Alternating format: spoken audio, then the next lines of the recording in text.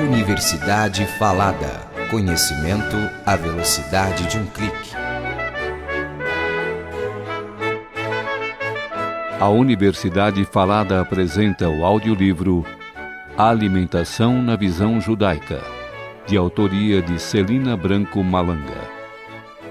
Celina é autodidata há mais de 25 anos e estuda medicina natural, nutrição, homeopatia e fitoterapia. Nina, como é conhecida, é tradutora profissional em 4 idiomas. Atuou muito na área médica traduzindo livros e congressos e teve, ao longo dos anos, extenso contato com o assunto.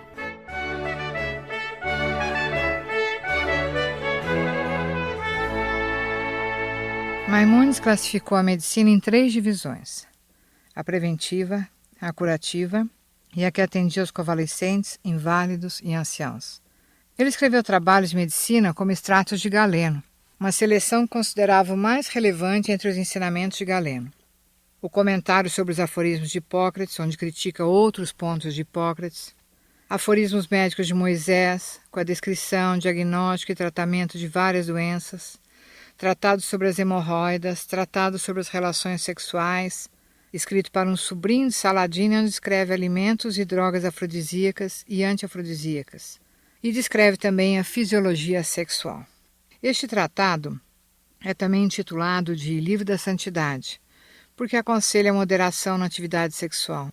Ele fala das leis concernentes às relações ilícitas, das relações entre o judeu e o pagão, bastardos, descendência sacerdotal provada ou não provada, os aspectos gerais relativos ao matrimônio e à castidade.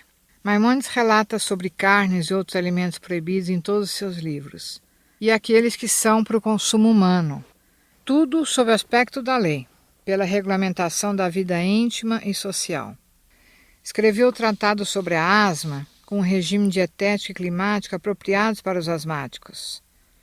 Escreveu o tratado dos venenos e seus antídotos, regime da saúde, e com recomendações gerais sobre higiene do corpo e higiene ambiental. No Mishneh Torah, ele descreve as regras sobre a supremacia e a nobreza da vida humana. Segundo ele, o homem deve manter sua saúde física e seu vigor para que seu espírito se mantenha lúcido, em condições de conhecer a Deus, pois é impossível compreender as ciências e meditar sobre elas quando se está enfermo ou faminto. Dizia em relação à quantidade de comida a ser consumida durante uma refeição que nunca deveria ser até a saciedade, que devemos comer apenas 2/3 do que havíamos pensado. Em relação à água durante as refeições, devemos misturá-la com vinho em partes iguais e com mel durante o inverno. Após o processo de digestão ter começado, a água pode ser tomada quando for necessária. Após o alimento ter sido digerido, não é mais necessário tomá-la copiosamente. Antes de comer, nós devemos tomar cuidado com o que vamos ingerir, inclusive prestando atenção às funções de excreção. Tudo deve ser considerado em relação à dieta do humano. Ele recomenda que não se tome nenhuma refeição antes do corpo ter se aquecido. Não se deve comer antes de aquecer o organismo, ele falava. O ideal seria fazer alguma atividade física, tomar um banho morno, relaxar e somente então se alimentar. Há alguns trabalhos dele em relação aos banhos, sua duração e temperatura da água. O aproveitamento de sais minerais das vitaminas será muito maior se a refeição acontecer após os exercícios físicos. Em relação aos exercícios físicos, os mais extenuantes devem ser feitos na parte da manhã, que é uma hora em que o organismo está realmente descansado. E sobre as horas de sono, dizia que devemos nos deitar sobre o lado esquerdo do corpo, no início, para que possamos virar sobre o lado direito durante a noite, assim conseguindo uma melhor acomodação da coluna, o que proporciona um maior repouso. Se uma pessoa dorme durante o dia, deve estar atenta às noites não bem dormidas ou não profundamente aproveitadas como deve, que devemos dormir aproximadamente por 8 horas. Outra coisa importante é que devemos deitar somente após 3 ou 4 horas da refeição ter terminado. Ele dizia que as comidas laxativas, como uvas, figos, peras e melancias, assim como algumas espécies de chuchu e outros tubérculos, devem ser consumidas antes da refeição principal. Elas não devem ser misturadas ao prato principal.